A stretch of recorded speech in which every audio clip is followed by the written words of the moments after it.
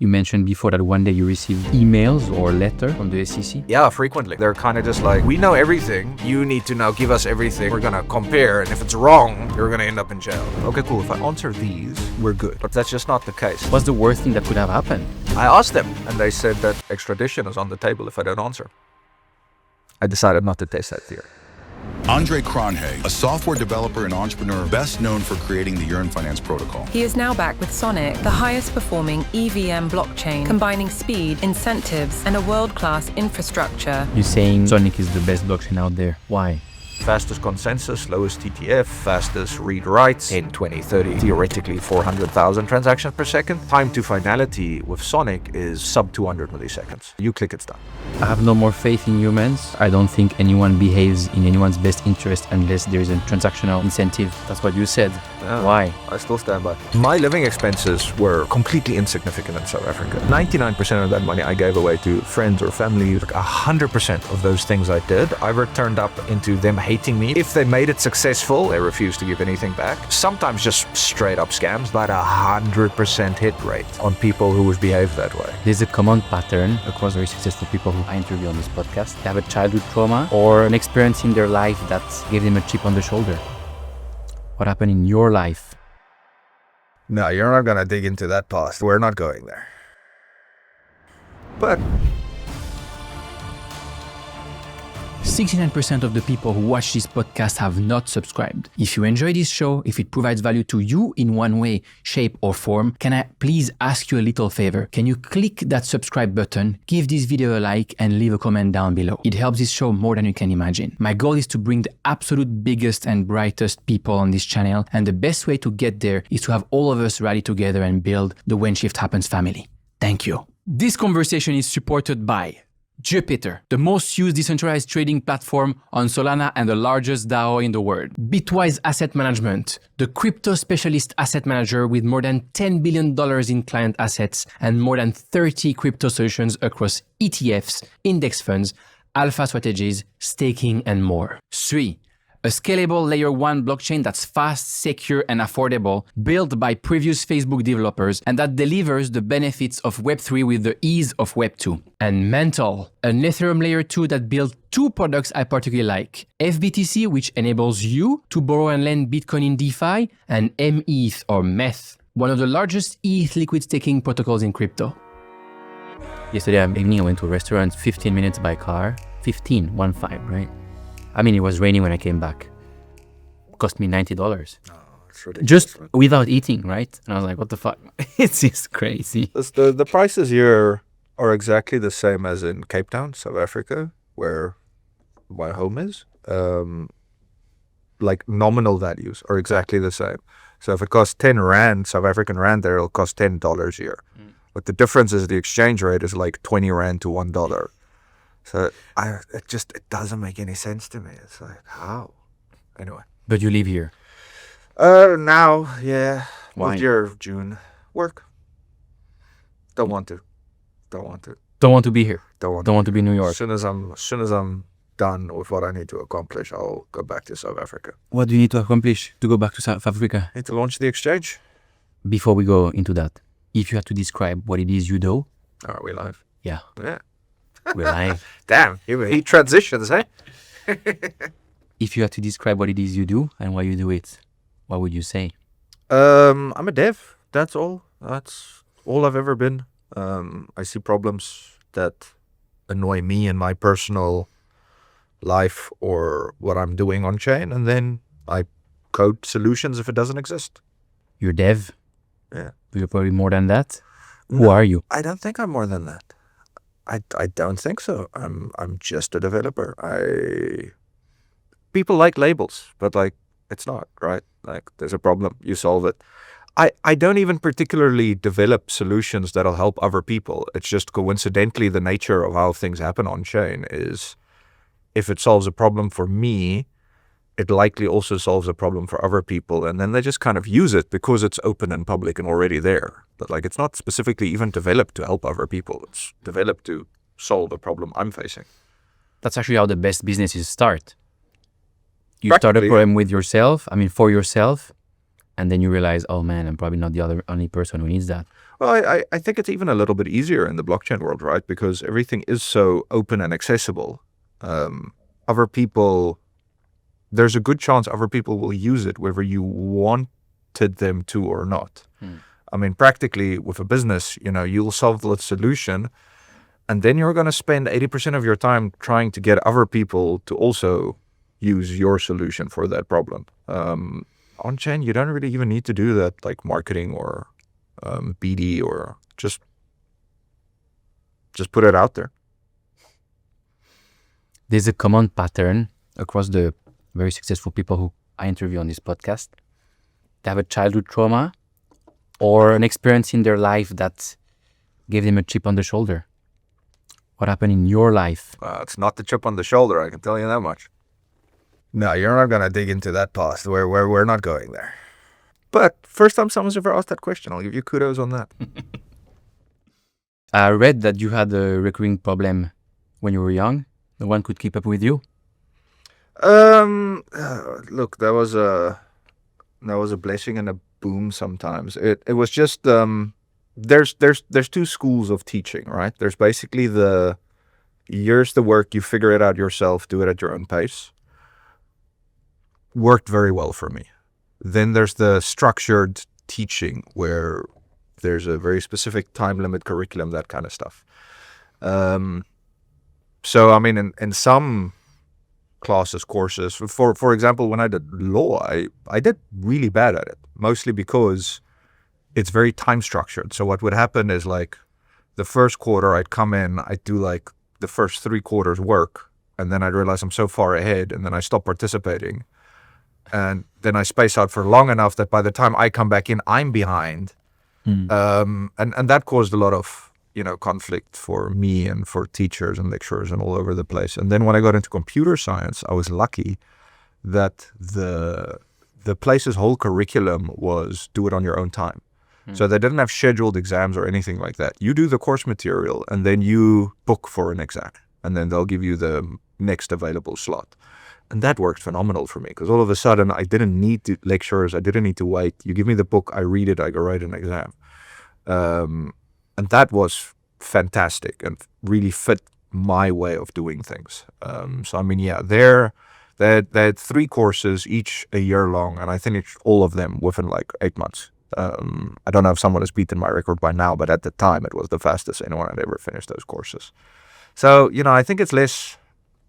I wouldn't say people couldn't keep up with me. It's just that I worked well when I was left to my own devices. So in school as well, right? Like I had a phenomenal mathematics teacher that quickly realized that they can't really do homework and stuff and the normal things with me, and so they left me. They were just like, you do whatever you want at your own pace, as long as you're keeping up and doing the exams, that's great. And that was so weird for me, because that's the first time someone had given me that opportunity. So like automatically I went from, like 70, 80 to the hundreds almost consistently in that class, because I was given that trust and that opportunity. So I think it's more about just,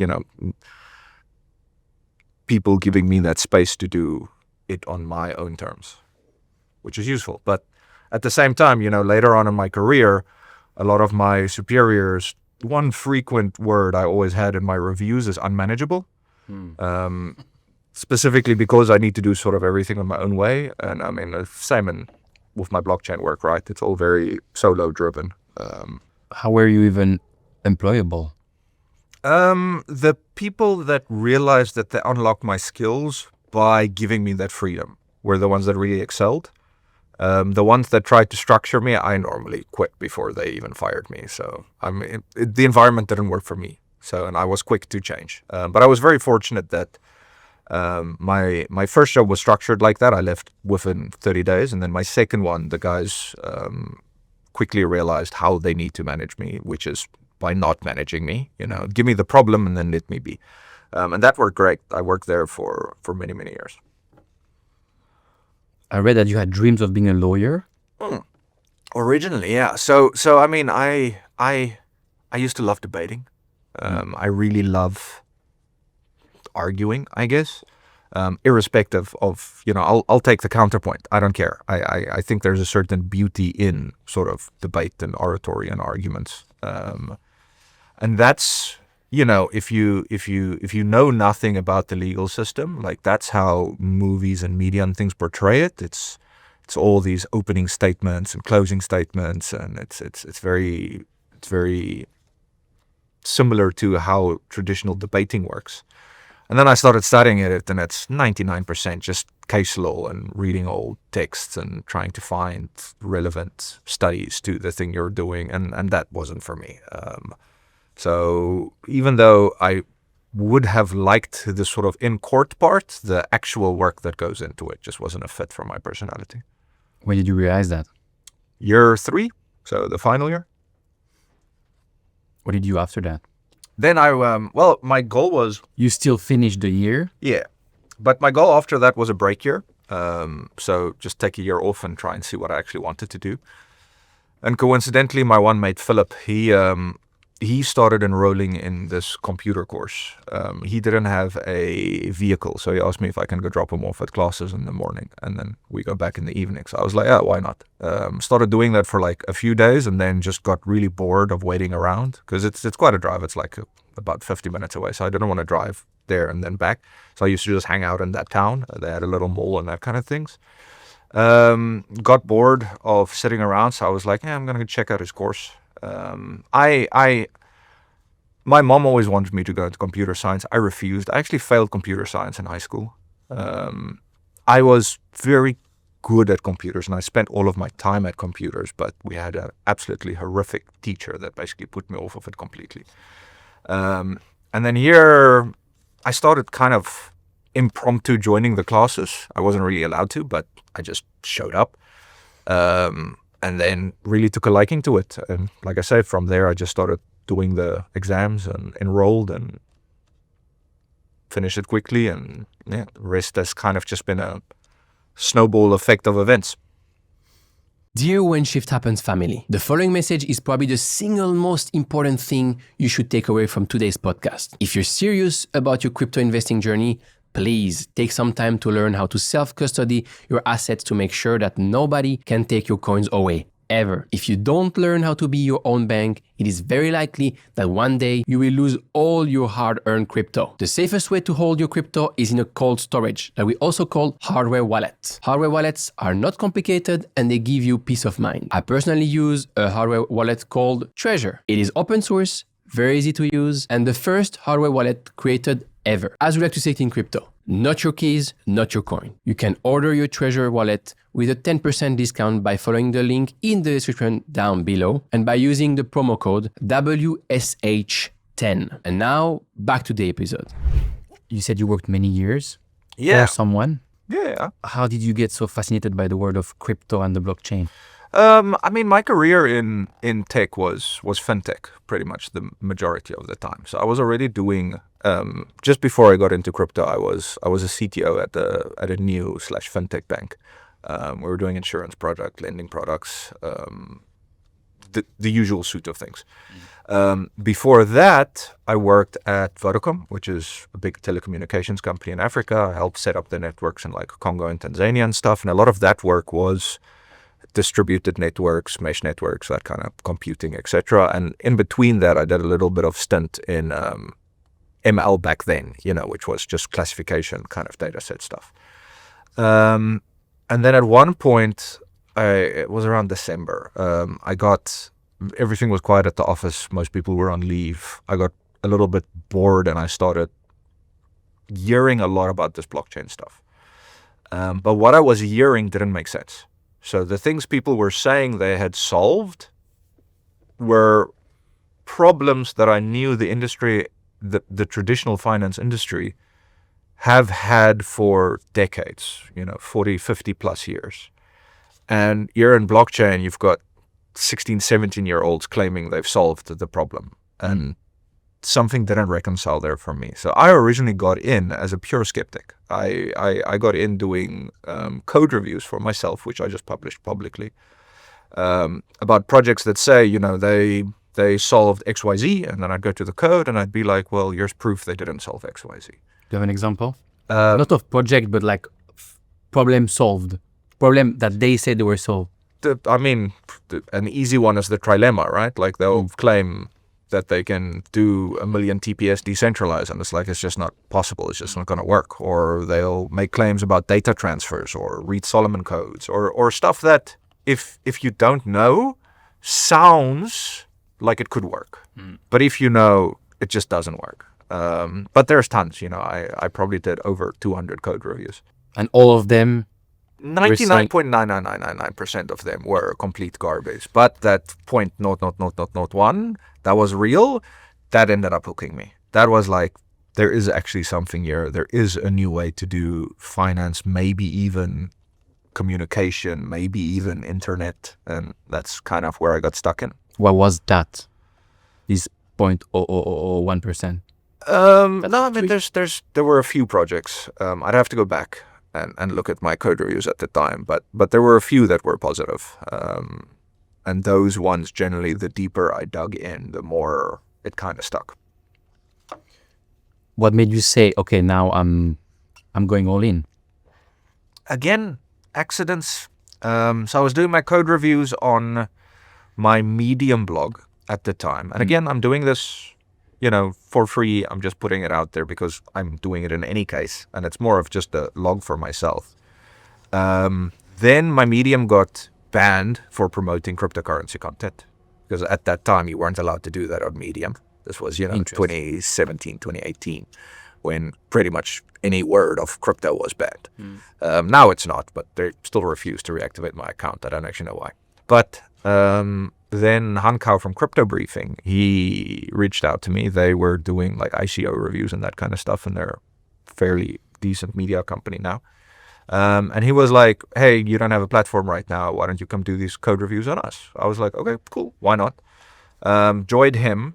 And through doing that, it formalized the process a little bit more. So, something that I was just kind of doing spare time writing whenever I had free time now became a thing where teams requested us to do those reviews. And it became a little bit more procedural. And as part of that, I had been requested to do a code review by the original Fantom team, which originally I said no a bunch of times and then finally kind of gave in and accepted. Went out to their offices, and then the reason... So I kept on refusing because I kept telling them to just add me to their GitHub and then I can review. I don't need to have physical presence. They kept insisting. I finally gave in. First time I had left Africa as well, so I didn't want to travel at all. Very first time? Very first. Never left Africa? Never left. Never left South Africa? Or Africa? South Africa, I went to Tanzania and Congo, so those three were my usual hangouts, but never, crossed the ocean. But anyway, so went, and then as it turns out, the reason that they didn't want to share it to me via the GitHub was because they didn't have anything. They'd made a bunch of promises, they'd raised a bunch of money. They had a theoretical idea of what they wanted to do, but they actually didn't have any engineers or coders that could actually do it. And they were trying to get me to build that out for them. I sort of semi-agreed that I would help them hire a team and kind of get it going. But so parallel to that, having gone for all of these sort of code reviews and tech and everything, I had a fairly strong theoretical idea of how a new generation blockchain would look. I had none of the skills to potentially raise money to get a team to actually build that out. And it was too big to do on my own. So here was now an opportunity, right? I had the idea of a technical implementation. The idea they had would never have worked, but they had raised the money. Started kind of working together. And even though I started working with them, I think early 2018, I only officially publicly joined them, later in 2020, 2021.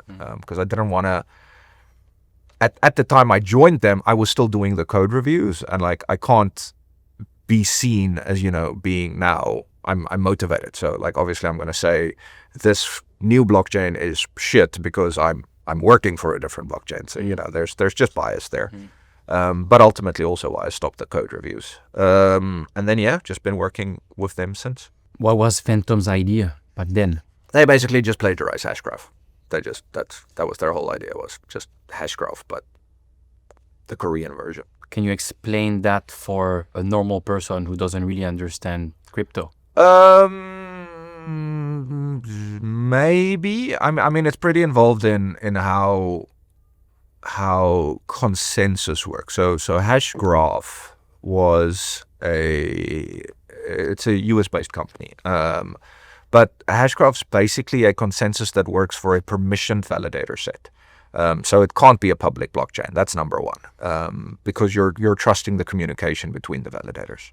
But they are essentially, it's been a while since I've read their white paper, but it's gossip-based information. So when they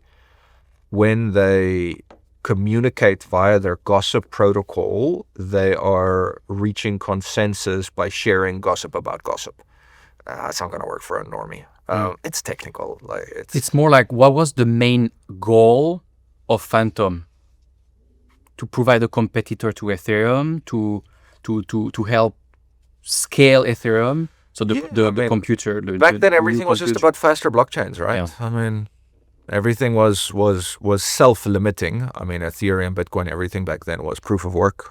Proof of work is not a scalable consensus mechanism. It's not designed to be scalable. It's designed to be secure. So, it was even what Ethereum, I think, was a minute block times or something, or 6 minutes. And that's just how long it took. You couldn't make that faster. So most of the research at that time, most of the big guys that came out then, Fantom, Avalanche, Solana, were all new consensus engines. We're always about how do we reach agreement over these transactions faster. You mentioned before you were a CTO at a fintech. So you have the technical background and understanding, but you also understand finance, right? And then in 2020, decentralized finance is the big thing for you? Coincidentally, again, sequence of events, right? So when I started being a little bit more, originally I was just like a consultant to Fantom. And then the more of the team I hired, who were people I knew and trusted, the more I became fully involved.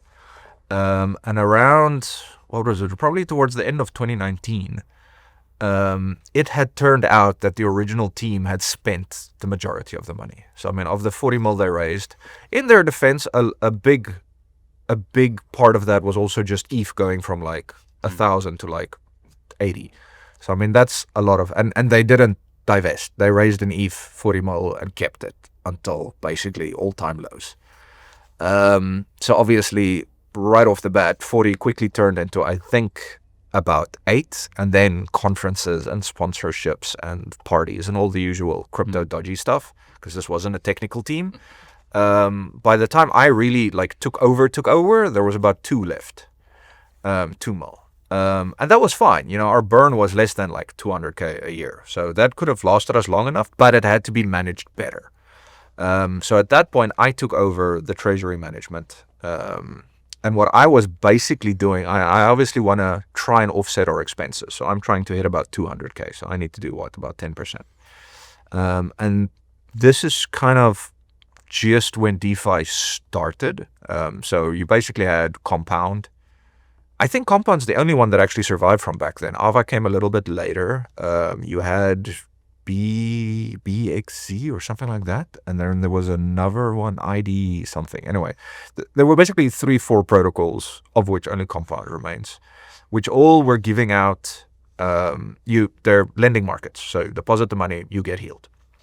And the markets back then were not efficient at all. So, on any given day, one of those could be giving 10% or 2%. So basically every single morning I logged in, I would go look at all of these different ones. I'd see where are we getting the best interest rates? And then I'd withdraw from that one and deposit into the other one. Your personal money? No, this is Fantom. This is Fantom money still, yeah. So you're managing also Fantom treasury? Yeah, I mean, okay. That was the only money. Like I've never been money motivated, fortunately. So then as I start getting more involved into the smart contracts, I started realizing, okay, well, look, I can at least programmatically do this so that instead of me needing to go look at every website on chain, I can have a contract that just tells me where's the best when I open it up. So coded that, and then that was kind of the first Yearn, which was just a a static page that just listed the protocols and their APYs.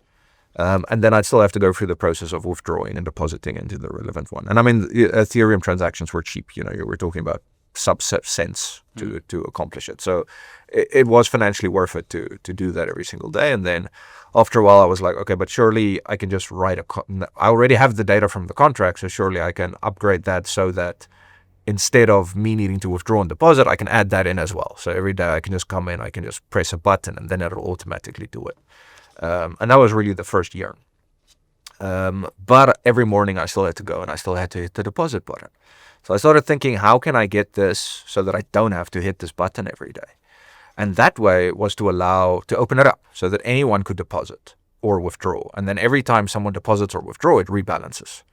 And that's actually the first proper Yearn, where now it's open to anyone deposits, it moves to the best place. And now all of a sudden I don't have to do anything. I can sit back and it's doing its job.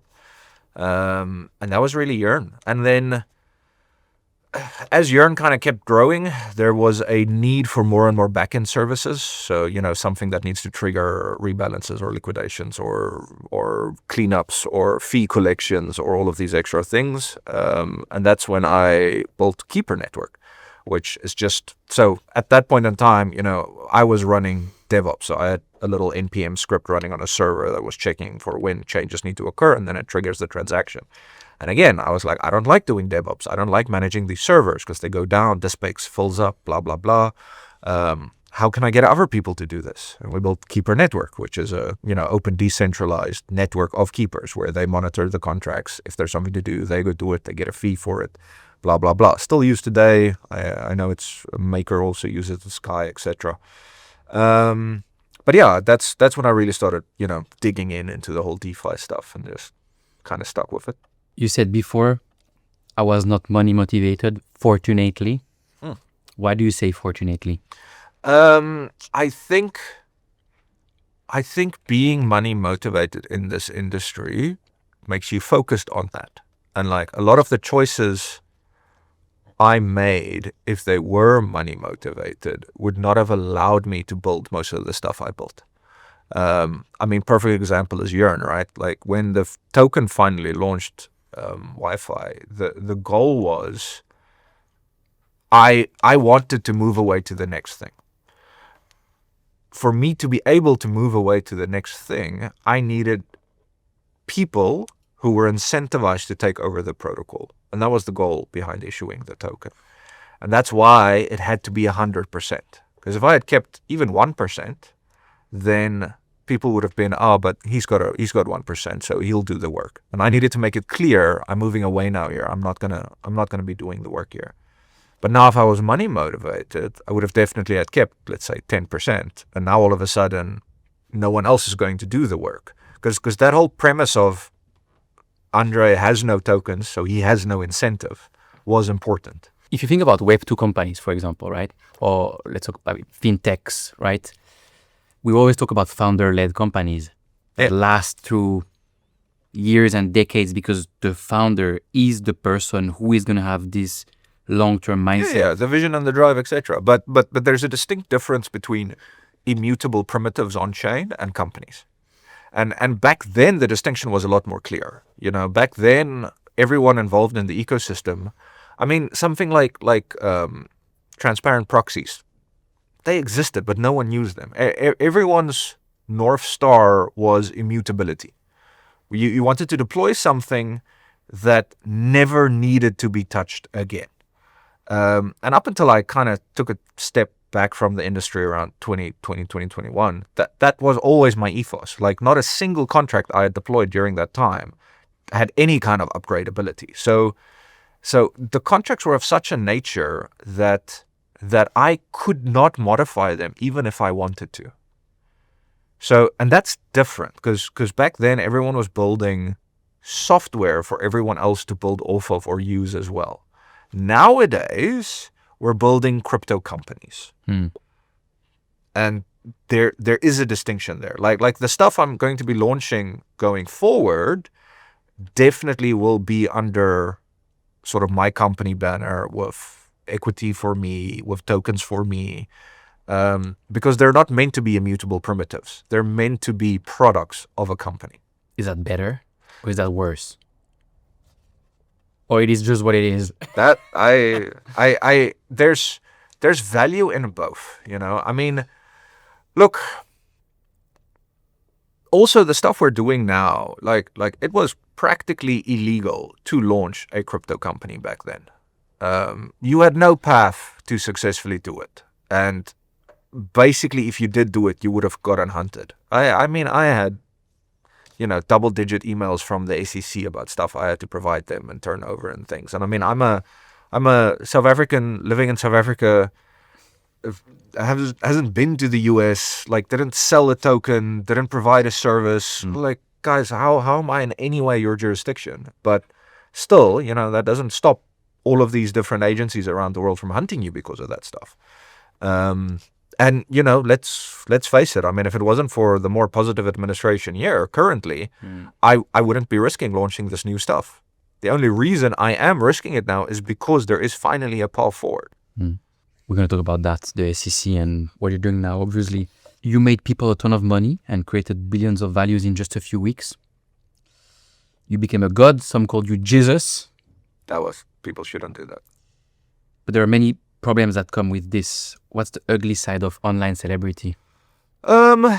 Everything's expectation management, right? I think that's what I struggled with most towards the end, because the more, I don't want to use the word famous, but for practical reasons, let's use that the more niche famous, right? Non-traditional famous. The more niche famous you get, the less your audience knows about you. So, you know, early days, everyone that interacted with my stuff knew my process. So they understood that I did a lot of my work on-chain, because back then we didn't have the tooling we have now. So a lot of things you had to do on-chain. And most of my apps were very composite. So they involved, you know, so many different apps interacting at the same time that you could almost only practically do it on-chain. Like, you couldn't do it in a replicated environment, because now you try and testnet A has those two apps, but not those two. Testnet B has those two, but not those two. And so, because everyone was kind of siloed and choosing their own stuff, so that made it really hard. But the original participants, they all knew how I worked. The biggest wake-up call for me was with Eminence. So I had launched a theoretical framework of how gaming NFTs could work, because I didn't like what I was seeing that was happening with NFTs. The tech is very powerful. How it was being used was garbage. Still is, mostly. Sorry, Pengu. But part of my process is doing things on-chain. So me and the developer I was working with, Anton, we have an iterative process. I deploy my contracts, he does his front ends. He catches bugs, I redeploy. We keep kind of back and forthing like this. And as is natural with a process, you know, we work for 10, 12 hours a day, and then we go have our normal lives. At that point, when I stopped deploying, people had assumed that last one I had deployed, oh, cool, he's done. He's launching this thing now. And they started sending money into that, a lot more than they should have. $16 million. Needless to say, was exploited. Luckily, 8 was returned, and the other 8 is still sitting in the contract. Whoever hacked it, if you're watching this, by the way, I think it's enough time. You can return the rest of those people now. They've never used it, which is weird. But that was a big wake-up call to me, that, you know, now there was a very large active audience that were not aware of how I had previously done stuff. And so everything just became about expectation management. But that in itself was exhausting, because now I had to spend so much time with disclaimers and preface and blah, blah, blah. And but I also think it's just, there's also just a learning process that you as an individual have to do. Because when I started, my goal was 100% happy users. So if one person had said something negative, I would private message them. I'd get them on Telegram. I'd talk to them about their problem. I try and solve it. I try and see where they're coming from. Maybe I can do something better, etc. fast forward a little bit, and all of a sudden that's completely impossible because there's a demographic that you will never appease. They exist to hate you. So then my 100% went to 51%. I was like, as long as I keep 51% happy, I'm like standard proof of work consensus based 51, I'm good. And that again worked for a while. I could appease, etc. But then as that fame got bigger again, started realizing 51% is impossible. It's not going to happen because now all of a sudden there are people who are financially incentivized to hate you. So now I'm on the Pareto principle. I try and keep 20% happy that provide the most value to the stuff I'm doing. And probably as I continue along, that number will keep decreasing. But that's something that I needed to internalize and make peace with. How did you do that? Depression, hardship, like self-destructive tendencies sometimes. Wow. There's no easy way that you're going to go through that process. Like you have to rewire your brain. And unfortunately, thanks to kind of, survival of the fittest, the only way we rewire our brain is through hardship. Did you do any therapy or you just did everything on your own? No, I should have, probably, if I'm being honest, because I went through a really bad cycle after Eminence, but luckily got through it. You mentioned these expectations, right? I also read about this project associated with called Solidly. Yeah, well, Right. not associated. That was my code. Yeah. So people aped in $2.3 billion in like days or weeks. And then when you announced that there was that you were leaving because there was a bug in the code, the total value sunk by like 90%. Well, no. So I wasn't leaving because there's a bug and there wasn't bugs in the code. The bug people are referring to was a literal design feature. So I mean that code, Solidly code and VE33 specifically, that went on to be the code used by almost every single prominent DEX on every single new chain. Well, it was Metis, it was Velodrome, Aerodrome, Ramses, Pharaoh, Shadow, like all of those guys is that code. The difference, so I just want to address the bug statement first. The difference is, again, at that time, I couldn't launch companies. So that code was 100% immutable. Couldn't be changed. There was no proxy upgradable. There was no multi-sig. There was nothing. It was exactly as it was. But now one of the things is the whole flywheel works on you vote emissions onto a pool and then you get the fees for that pool. Now, something that someone could have always done, and I wrote this in my Medium articles, and you can go back to them if you wanna double check me on those. Is I had written about the theory that someone could create a bricked pool. So they can create a pool that no one else can participate in, that only they can farm, because they just create 2 tokens that only they can mint. They can then add that pool. Then they can buy a lot of the token, so significant enough that they can impact the emissions.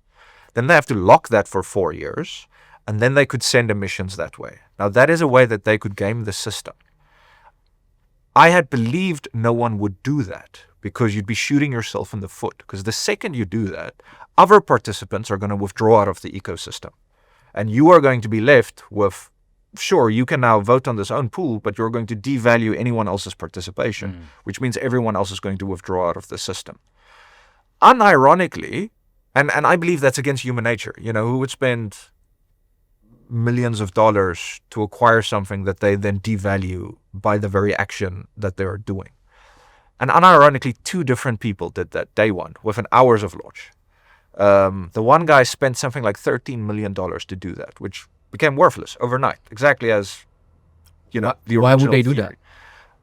that? I had believed that all participants in a system are rational actors. That assumption was false.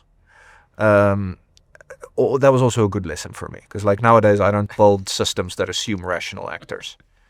But so the bug, because then a lot of the forks, for whatever reason, whenever forks fork Solidly, the first thing they do is talk extensively about how shit Solidly was, even though it's the entire premise of their company and model. But anyway, the bug everyone is referring to is that decentralization.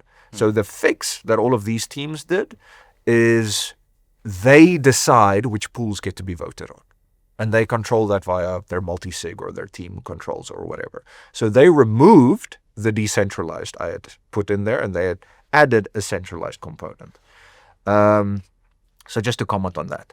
Now, the other thing, this is also expectation management, because, and you can go check these on all of my Medium articles about Solidly, I always stress that this is an immutable primitive. The second it launches, I cannot change or update it in any way. So, you know, my stepping away from the ecosystem was seen as a reaction to that, but the second I launched it, there was nothing I could do about it anymore. And I had made it clear that the second it launches, I am no longer involved in it. The timing was probably a little bit annoying because like a few days after that, the SEC ramped up a lot of stuff. So we were like, okay, it's not worth the effort anymore. Let's just take a step back. But that was not the sequence of events. Yeah, you say go read my Medium articles, but most people don't read, right? They're like, Andre's new project, boom, I'm just going to ape him. Correct. Like I said, that's what people do. That's part of that expectation management process I learned. And I mean, look, against my own statement, like I had known that sort of do your own research, it's basically a meme at that point. Even though I still, again, sort of believed people would do that. But I mean, it's just like your little NFA there on the side, right? Like it's a meme. Like, exactly. And yeah. Absolutely. So I mean, if anything, when you see NFA, they're going to be like, this is financial advice. Thanks, bruv. Just means I don't have to pay you for it. That's the only thing. Yeah. So I mean, another thing I had to learn was that our audience had drastically started to change over time. You know, when I first got involved in DeFi, the participants were all highly technical. By the time I had left, it was probably 1% technical and 99% of people that just heard about something on Reddit or 4chan and then just somehow sent their life savings to it, which is still actions that I will never understand. But I also needed to recognize that the space had changed so drastically that it's an entirely different demographic now. How does it feel to have that much influence over people's money? Like, did you manage to dissociate with it, or because it could feel like a lot of pressure? I've never really thought about that. To me, I'd say I'm the inverse. I don't actually think I have that influence. Like I'm even with Solidly, I thought like my like 50K or whatever I put in there would be the only money. With Yearn, I thought the Fantom money was going to be the only money. Even with the new exchange I'm launching now, I'm assuming it's just going to be my cash. But you say I put 50K in Solidly, but then you have $2.3 billion coming like that. Yeah. You must feel something like stress or maybe, oh, that's awesome, or anxiety. Yeah. No, stress and anxiety are there, but the stress and anxiety isn't because of the influence of the money, it's because of the responsibility of the money. That's just purely like, because when you know it's, let's say, 10K and something happens, I can work with those people to try and recoup that or figure something out. You know, if it's 2 billion, there's nothing in this world I can do to try and help those people. That's done. Yeah. So that definitely exponentially increases the worry. But for example, I know it's a meme about test and prod and all of that stuff, and that I didn't do audits. All of my projects had multiple audits from multiple teams. You can talk with the audit companies. Like I'm on first name basis with most of those guys. Huge amounts of test cases, huge amount of testing. I mean, the only stuff I had that was ever exploited was Eminence that was literally actively being developed, where people put all of their money in there. So I always took every reasonable precaution to protect people's money, but it did get easier over time. That's also something that your mind kind of get used to, because I remember with Yearn when that went up to I think like 700 million, which I was not expecting at all, and I couldn't sleep. I would be awake almost every 5 minutes checking to make sure everything's okay, double checking things. But by the time it got to Solidly, I have to admit I wasn't that stressed, because I had known that there was no opportunity for something to go wrong there. It gets easier over time. You get used to the quantum. Yeah, you get used to all the tolerance to stress rises with time, right? Obviously, I mean with experiences. I read that you didn't make any money on these things. That is true. Well, I mean, I gave away 100% of the tokens, so there's no way to make money. Probably lost a little bit of money because I actually bought quite a bit of Solidly, but still have that, so whatever. How did you feel? I'm not making any money. I'm actually losing money, and I have all this stress and anxiety. Right? It's not. I'm building something amazing that people buy or invest in, and that's generating a lot of money for people. It's more, at least this stress and anxiety and responsibility should be kind of worth it. Look, again, each project definitely, I had a different experience because, like with Yearn, more so the participants knew that by me giving away 100%, I was giving up responsibility. So I didn't have that much. But again, it was a technical audience. They understood what was going on. By the time we got to Solidly, it was such a non-technical audience that their expectations of me were a lot higher. That, oh, but I launched this, I'm supposed to stick with it, blah, blah, blah. Where am I, blah, blah, blah. So again, changed a lot over time, dependent on the audience you were working with. But yeah, I mean, that still sucks, and that's why I'm not going to do it again, because by the time it got to Solidly, I had none of the incentives or upside, but I had all of the responsibility. So it's just like, this is stupid. Which, yeah, like I said, going forward, that's definitely not going to be the case. I'm going to make sure that incentives are aligned. You mentioned before that one day you received emails or letter from the SEC. Yeah, frequently. What did the first letter say? It's always just a request for information under the guise of, don't share this or it becomes an official investigation. And as long as you don't publicize or speak to anyone about this, then this is just an inquiry. It starts friendly enough. It quickly ramps up though, because like the more it's very much like my experience with tax agencies as well, where they're kind of just like, oh, we know everything, but we're gonna not tell you, and you need to now give us everything, and then we're gonna compare, and if it's wrong, you're gonna end up in jail. Very similar experience. As it progressed, because there was probably, like I say, 10 plus sessions of this, and like the amount of detail they request is comprehensive to the point where it was taking up originally days, then weeks, then months of my life to just collect the information they're asking for. And often it was information that I didn't have, so I had to go get alternative sources to provide it. It was a ton of effort, and you kind of start under this guise of, okay, cool, if I answer these, then we're good. Yeah, but me alone. You realize that's just not the case, and they just try and look for different angles to drill down, because like when it started, it was all around the Yearn token Wi-Fi, and like what investors did I have, what seed was there, who did I sell it to, how much did I have, and a lot of that stuff is also proving a negative, which is really hard because now I have to prove that I didn't have any tokens, and it's like, how do I actually prove that? So basically, they're asking you questions until you make a mistake. Correct. Yeah. But I mean, like again, I luckily had Brown Rudnick and Gabe from Metalex helping me as attorneys, and they'd been through that journey a few times. So they were great in guiding me on how to do that stuff. But we also saw, the pattern evolve. So like when they started realizing, look, the token isn't an angle of attack, they started looking at the product as an angle of attack, because then they started, sort of making the claim that the Yearn vaults themselves are securities because a user is giving it money with the expectation of return. So then they started framing that as a securitized product instead of, it just kept scope creeping. And it really only stopped when, the next election started coming up. Then it went quiet. Because you were based before, you're based in South Africa, you're South African. Yeah. What's the worst thing that could have happened? What can they do concretely?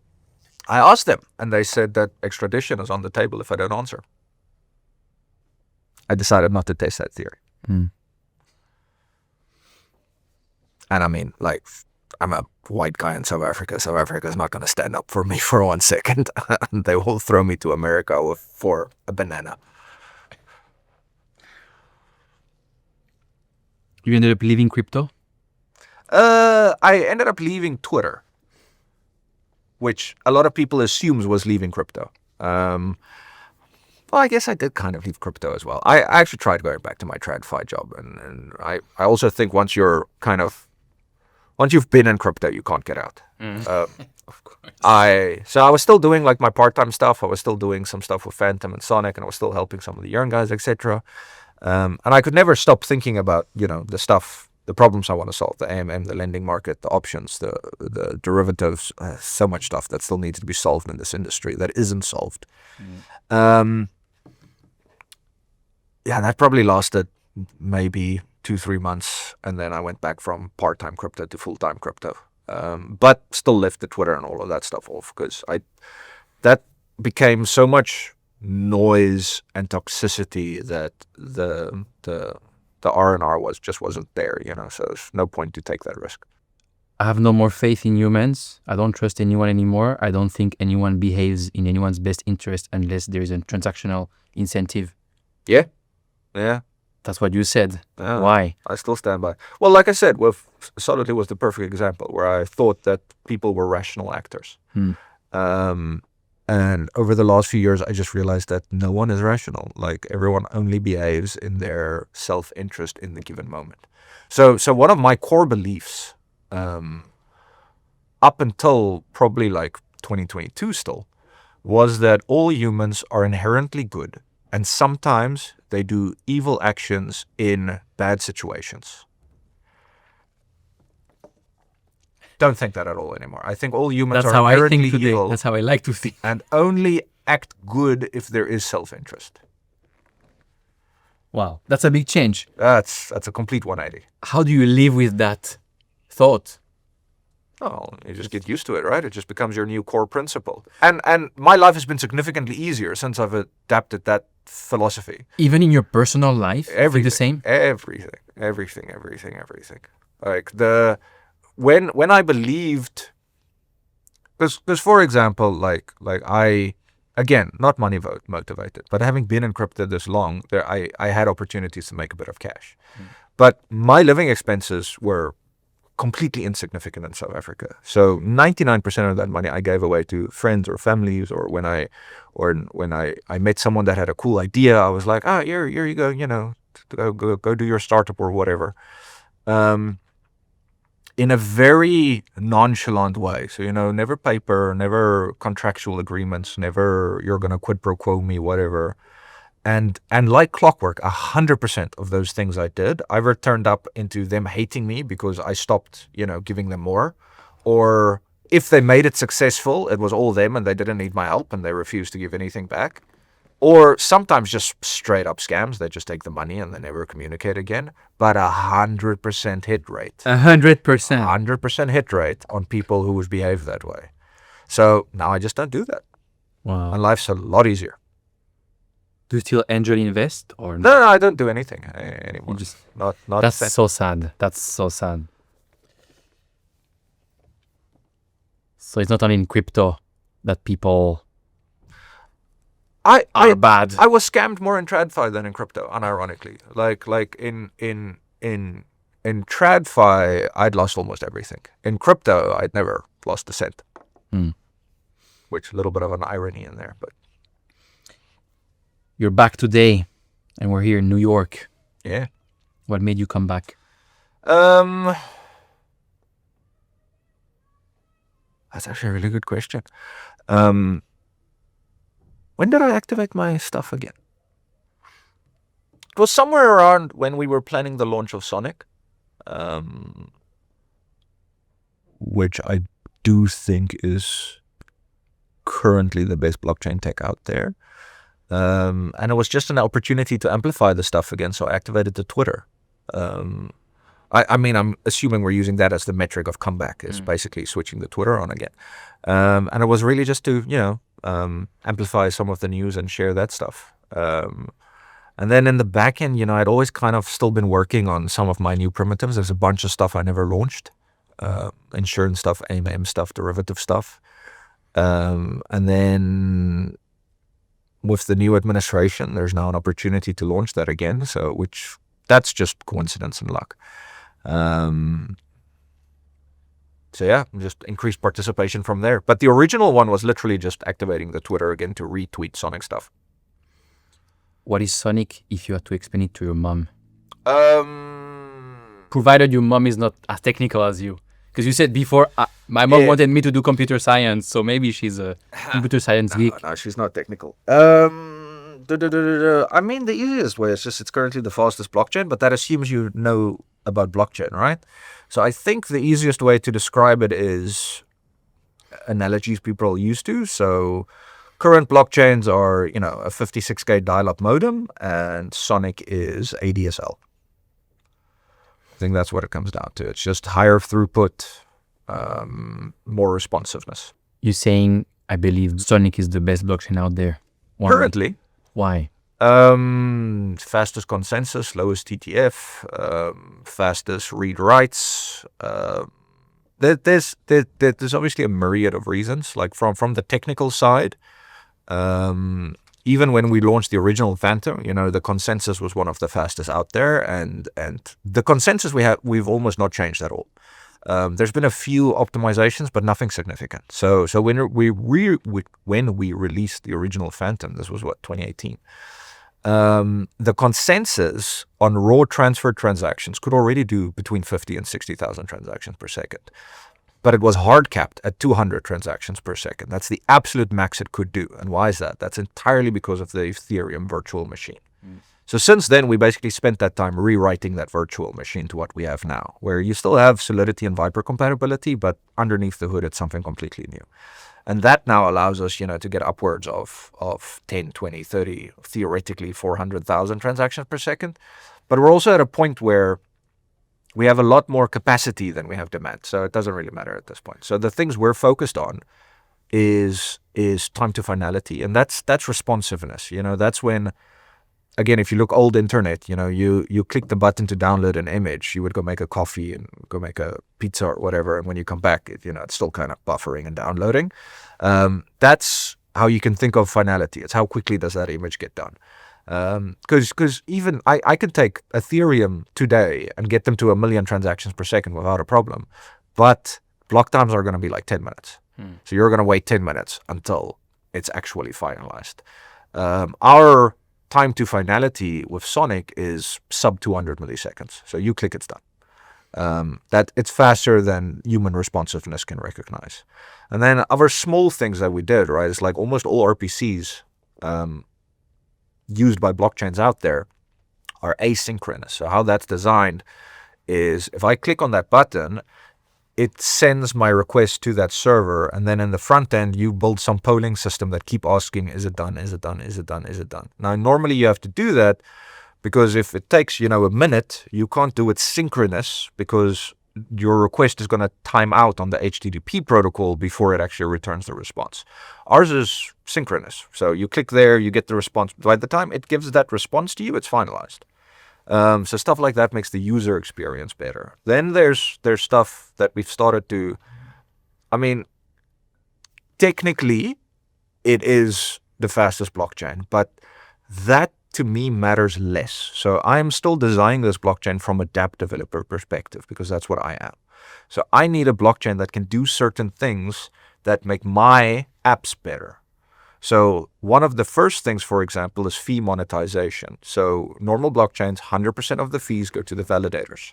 So every time you do a transaction, there's a small fee connected to it, whether it's a cent or whatever, 100% goes to the validators for securing the network.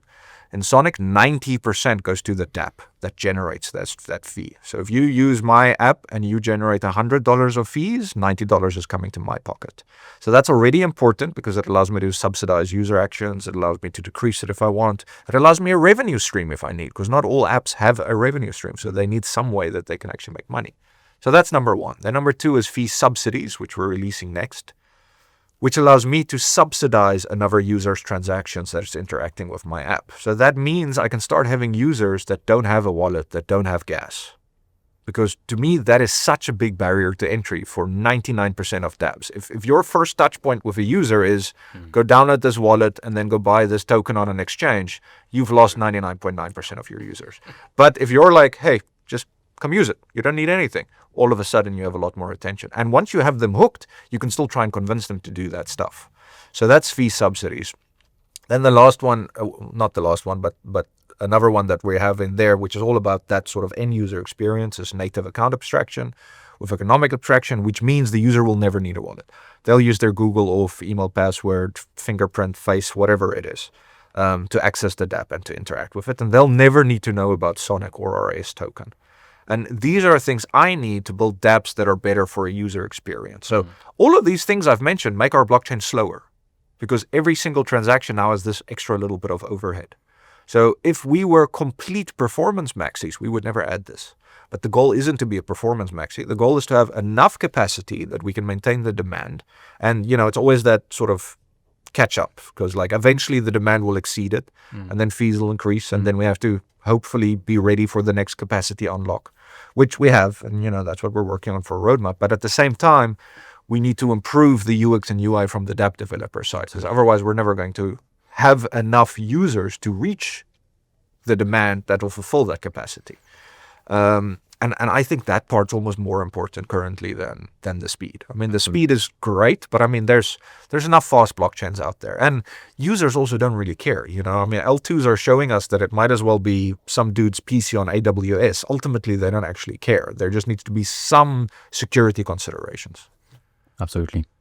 Had Brandon from Fantom on recently. We talked a lot about UX, right? It's everything. It's everything.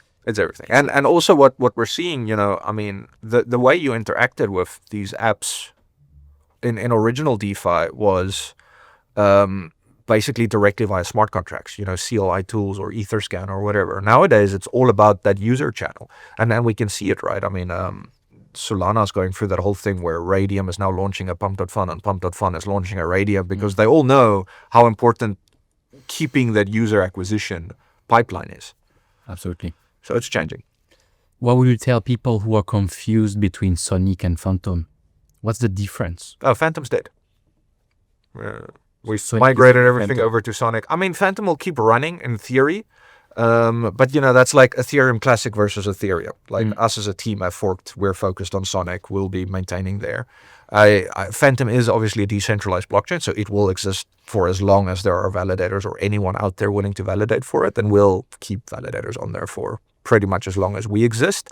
But the focus and intention isn't on there. Fantom was at the time of its release, was the fastest blockchain available, but it was released when this space looked completely differently. So it is no longer viable as a product for the current market demand. You said in the beginning, we're in New York. I don't like to be here. Yeah, that's true. Where will you go? Cape Town. No, I don't even need to think twice about that. No, Cape Town, South Africa is home. Best nature, best weather, best food. This place can't compete with it. When do you think that's going to be? As soon as I'm done with the exchange. So it's probably a long time, but when done, then Cape Town. That's for sure. Thank you so much, Andre, for doing this. That was nice. Brilliant conversation. Don't forget Jupiter. Oh, sorry. Apologies, Mantle. I put my cup in front of you.